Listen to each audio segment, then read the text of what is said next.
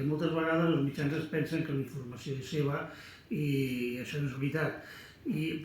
la informació és propietat de la ciutadania.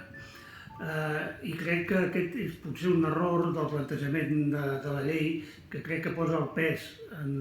els mitjans quan les lleis han de garantir els drets de les persones. I el dret a la informació és un dret essencial de les persones i crec que el reglament hauria de fer especial esment d'això i basar-se en la necessitat de que el que s'ha de protegir és el dret a la informació de la ciutadania, al qual els mitjans de comunicació, sigui quina sigui la seva propietat, hi estan tots obligats. I això de que la informació pertany a la ciutadania, ja ho deia un document que tots vostès coneixen, que és el Codi Europeu de Deontologia del Periodisme, aprovat l'any 1993 pel Consell d'Europa per unanimitat, que ja parla clarament d'alguns d'aquests conceptes. La segona cosa que